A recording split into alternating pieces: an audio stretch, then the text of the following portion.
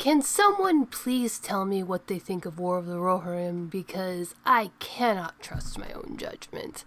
Hello, my wonderful viewers, and welcome to another episode of Betty Adams Overanalyzes. Today we are going to be taking a look at War of the Rohirrim, or rather the trailer that just dropped. War of the Rohirrim is a full-length animated movie that will be dropping in theaters near you this Christmas, 2024.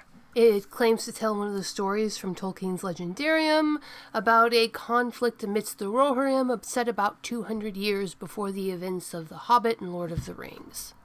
Just in case you don't want to hear anything about the trailer itself, you can click away now to avoid that. You can go check out the links below the video to get yourself a copy of my book, Dragons, Aliens, and Things That Go Boom in the Night. Dying Embers. Now, this trailer gave me a specific kind of feeling. I generally don't review things I don't like, but I actually want some feedback here because I'm between a rock and a hard place here. A lot of the things I don't like about it are purely aesthetic and purely a matter of taste, and I mean a lot of the things I really don't like about it. So we're going to go through these. I've made a list of the issues I have with this trailer, and most of the things I'm talking about will apply 100% as well to the movie, full-length movie, because again, they're aesthetic things. But let's just start with the first thing that gave me a warning sign about this. Before I even turned on the trailer, when I was looking at the screenshot, I went, eh. And that's because of the character design. The aesthetic of the character design is this heavy metal Castlevania aesthetic that was very popular in the 70s and 80s animated movies, specifically the ones that were for adults. So Western animation from the 70s and 80s that was aimed at mature audiences, meaning it had levels of violence and gore and adult elements that you didn't want to see in a kids show. The examples that I can think of offhand are Rock and Rule, I think it was, and other animated movies like that. It also does harken back to the stylistic choices of the 78 and 80 Lord of the Rings animated movies. And even back then, I found the style somewhat annoying, but I was young enough and the story was good enough that it didn't bother me too much. But I've never been a fan of this style.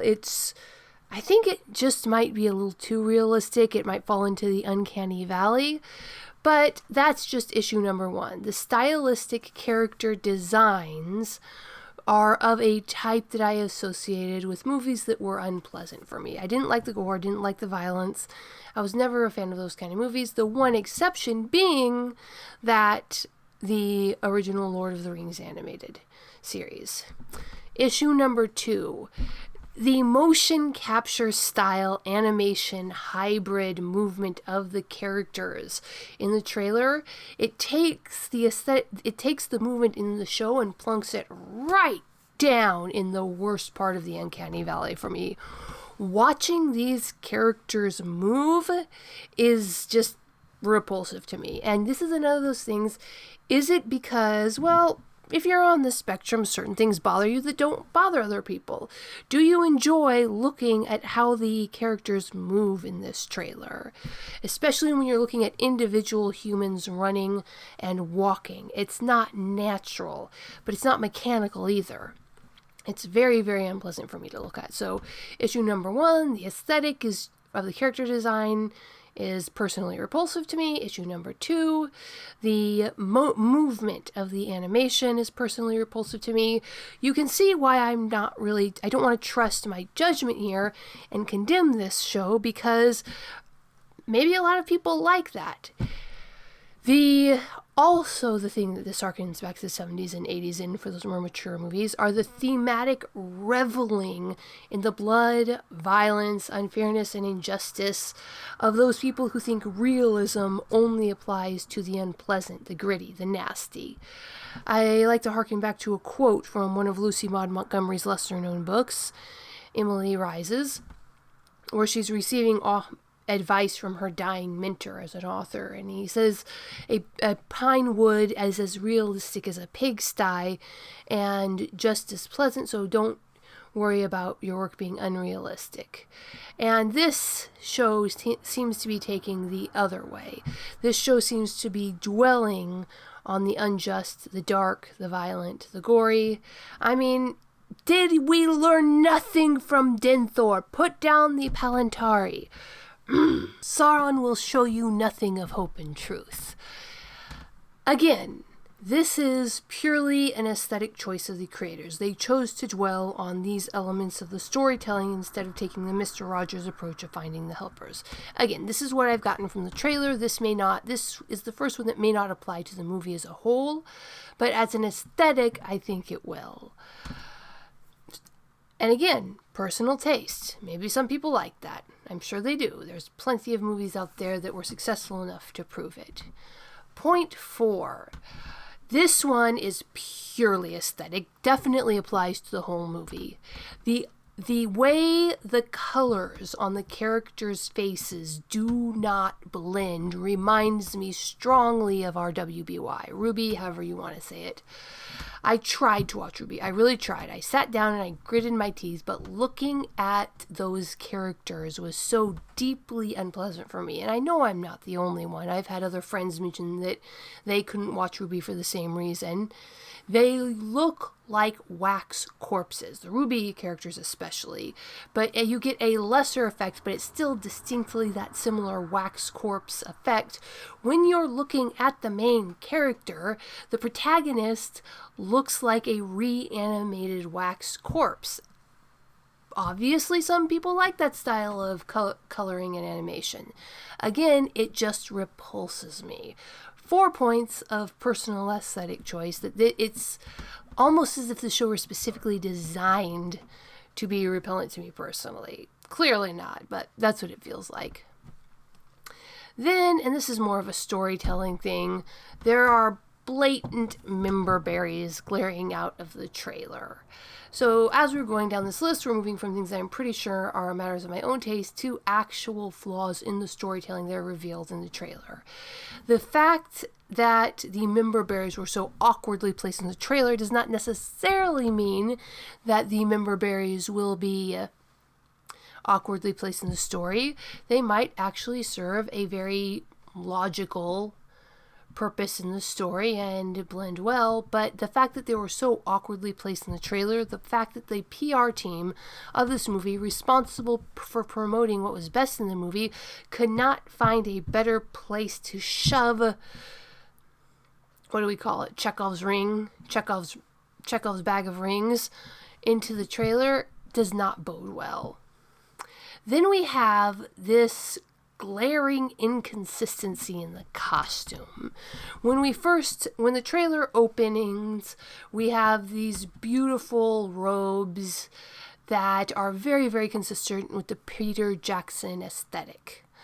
These look like something that someone would wear in a northern kingdom to stay warm. They're both practical and beautiful. Long flowing robes for both the men and the women. What we see the horsemen wearing makes sense for riding horses. What we see the lords in their fancy rooms wearing makes sense. And then we have what I'm only going to call a revolutionary girl, Utna, I forget how to pronounce that moment, where you see someone come onto the stage, and my first thought really went back to that manga anime, Revolutionary Girl Utna, because the outfit style matches that show perfectly. But this outfit just comes out of nowhere. It's being worn by a main protagonist. And, I'm all for hip, high, skin-tight boots in their place, but girl, this is not it. There is no historical precedent. There is no aesthetic precedent. You stick out like a sore thumb. And it was just, this is obviously something that's going to apply to the entire movie because we're looking at a main character in an important outfit. And the costuming choice was so glaring that I noticed it. I generally don't notice minor costuming errors like that, but ugh. Then we have the bad guys and the good guys and their individual character designs. Admiral Akbar was one of my favorite characters from the original Star Wars series. And I don't know if it's apocryphal or if it was just marketing, but someone mentioned that when George Lucas originally designed Admiral Akbar, the crew came up to him and said, "Oh, this is going to be a bad guy, right? He's too ugly to be a good guy," or something to that effect. I'm paraphrasing. And Lucas said, no, I want people to understand that not all good guys are pretty, and not all the bad guys are ugly. And that was one of the purposes of having "it's a trap" in the movie in the first place. But in this show, when the antagonists show up, you immediately know who the good guys and who the bad guys are. Who's the antagonist and who's the protagonist. Because the bad guys, these are the guys who we see on screen in the trailer, break the rules of hospitality, assault the Lord in his own house. These are serious offenses at the time. These are not just the actions of an antagonist. These are considered to be evil. These are defying the rules of the universe bad.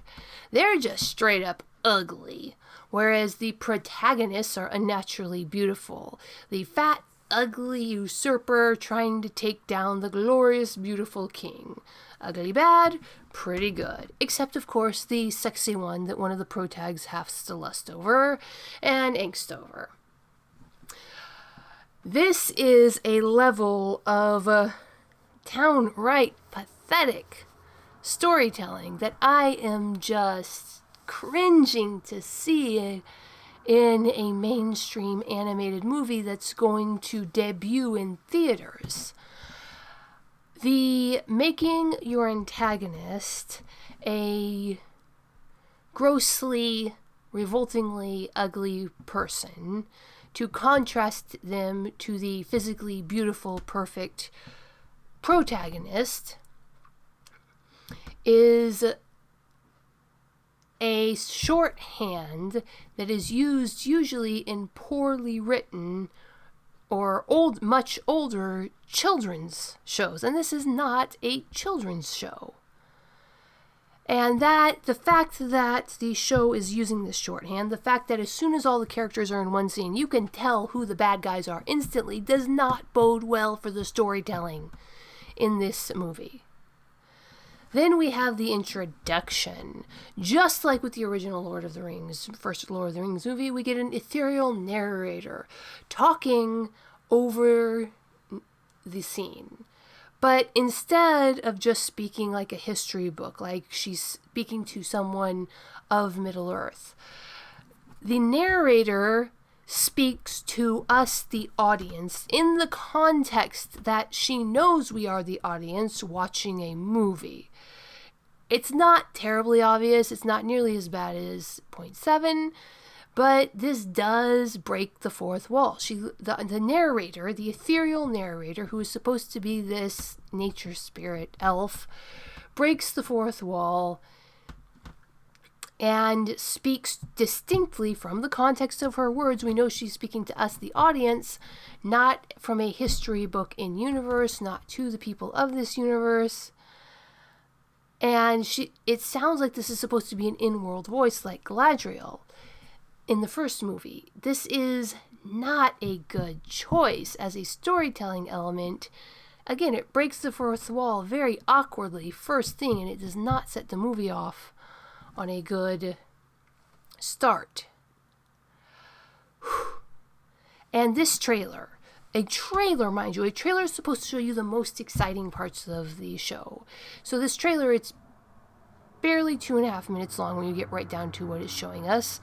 And it somehow managed to make the Oilifants boring. These giant war machine monsters tearing through villages, setting villages afire, getting injured, dying, bleeding. By the end of this 2.5 minute trailer, I was bored, done, and watching them terrorize villages. It was like, okay, that looks kind of cool. I mean, but okay, it's still just an elephant trampling straw huts. What else are they going to do? The mud and dauble is breaking. Yay. How do you make Oilifants destroying things boring in less than 2 minutes 30 seconds? Probably because there was no context, there was no emotional weight. When we see the elephants, they're just lumbering over the hill slowly. We don't know what any of the stakes are. But the trailer should not make the giant mutant war elephants boring. And then we come to the protagonist, and we get a glimpse at probably what is going to be the full character development arc for the protagonist. And not only does this trailer, which is the first trailer we've seen, just dump everything about this protagonist on you in the middle of this trailer that's dealing with everything else in less than 2.5 minutes, it does it in the most blatant way that gave me the worst sense of cringe that I have felt in years. Now, when someone's making a fool of themselves, I am super sensitive to that. If you've been around my channel long enough, you know I reviewed Glitch Text, and even though it was a brilliant episode in Glitch Text, the Alpha Leader episode, I couldn't finish it. I couldn't give it a full review because the cringe was so well written, so brilliantly written, that I sympathized so hard with the protagonist that I couldn't finish watching it. Still to this day, I haven't been able to bring myself to finish watching it. So, the main character growth, I'm genuinely curious. Is the cringe meant to be there, and therefore I'm just responding to, like many of the others of these things, a storytelling aesthetic that I find personally annoying?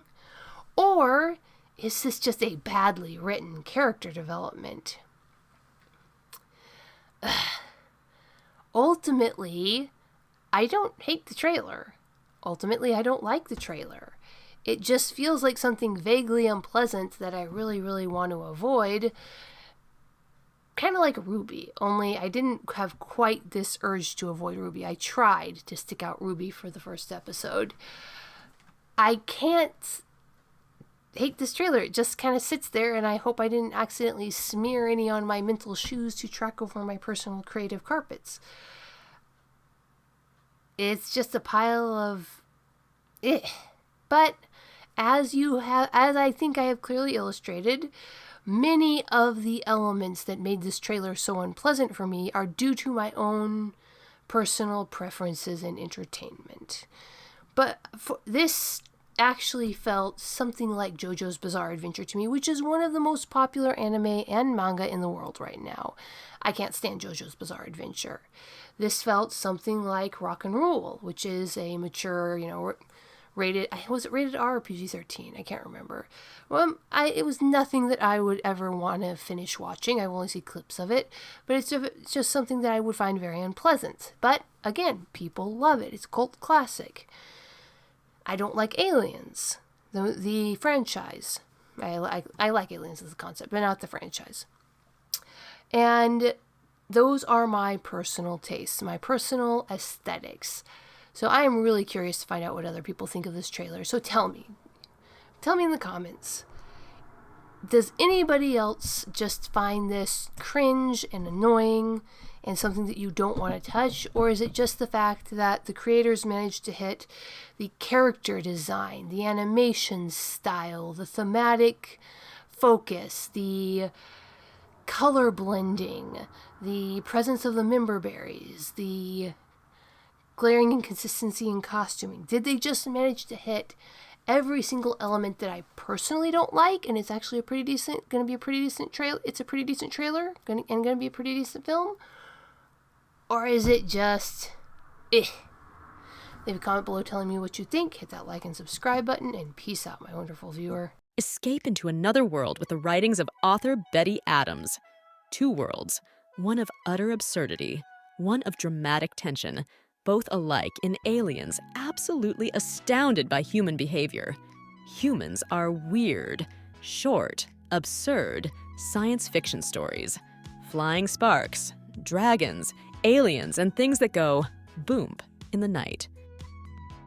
Books available on Amazon, Barnes & Noble, Kobo by Rakuten, Google Play Books, and at authorBettyAdams.com for a signed copy.